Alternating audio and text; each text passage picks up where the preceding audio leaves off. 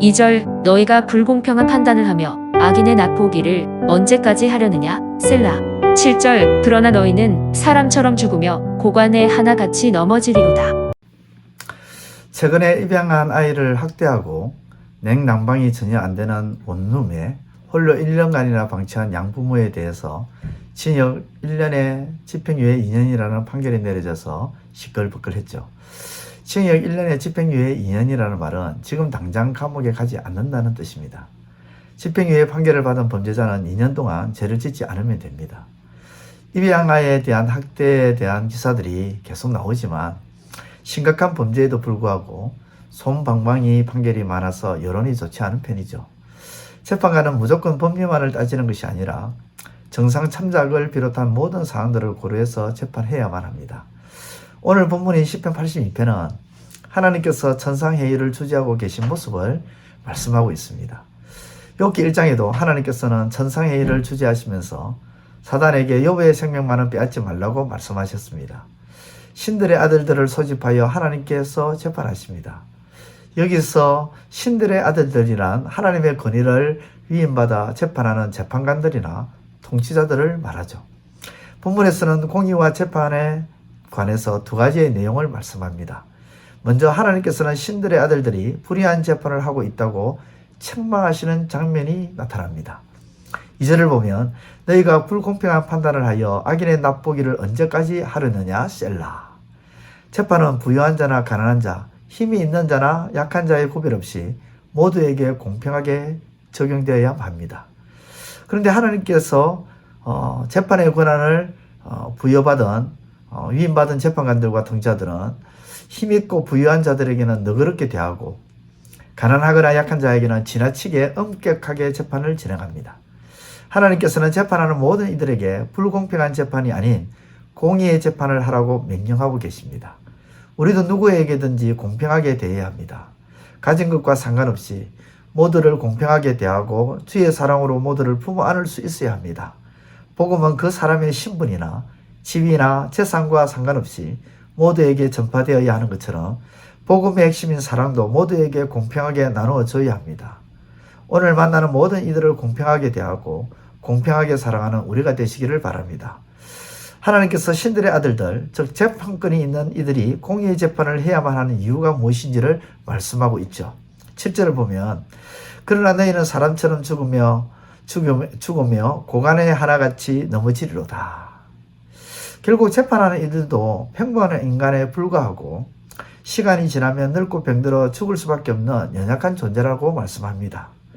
지금은 무소불위의 권력을 휘두르고 자기 입맛대로 행할 수 있어서 마치 하나님의 아들과 같은 능력이 있어 보이지만 결국에는 죽음을 향해 가는 연약한 인간에 불과하다는 것입니다.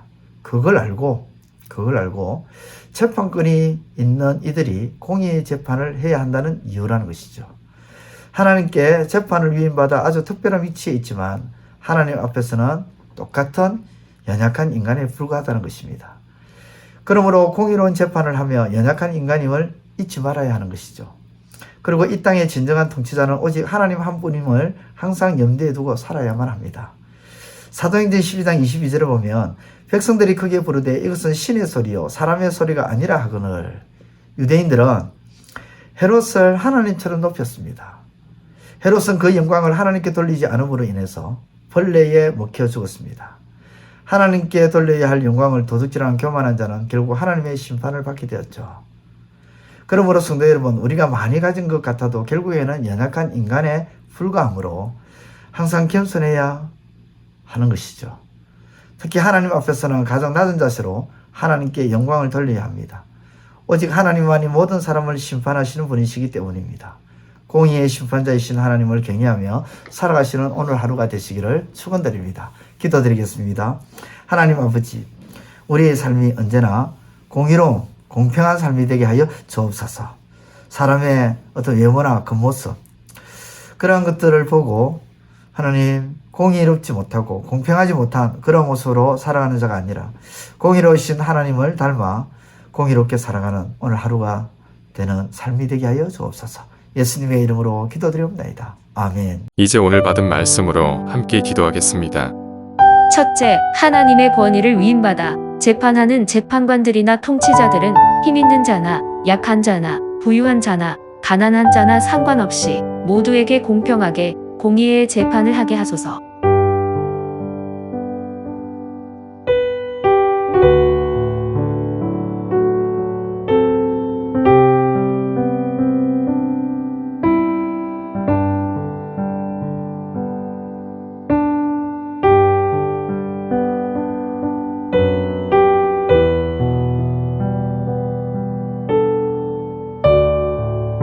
둘째, 하나님으로부터 권한을 위임받은 재판관들이 공의의 재판을 해야 하는 이유는 재판하는 이들도 평범한 인간에 불과하고 연약한 존재이기 때문임을 깨닫게 하소서.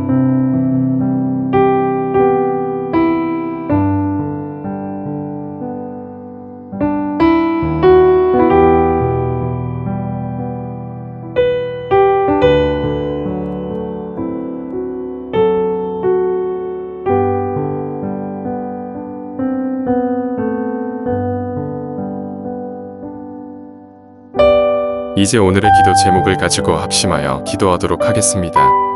첫 번째, 하나님께 돌려야 할 영광을 사람이 받음으로 인하여 심판을 받은 헤롯을 기억하며 하나님 앞에서 언제나 겸손함으로 나아가게 하소서.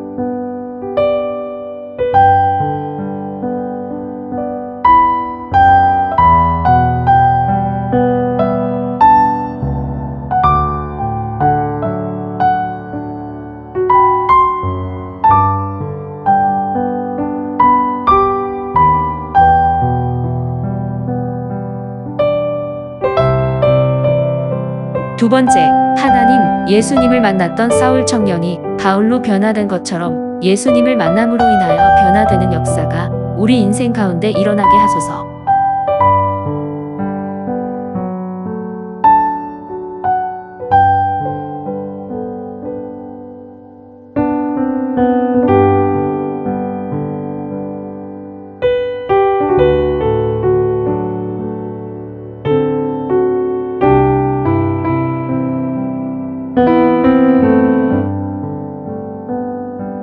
세 번째, 속이고 거짓된 행위를 던져버리게 하시고 하나님을 닮아 진실되고 참된 모습만이 삶 속에서 피어나게 하시고 열매 맺게 하소서.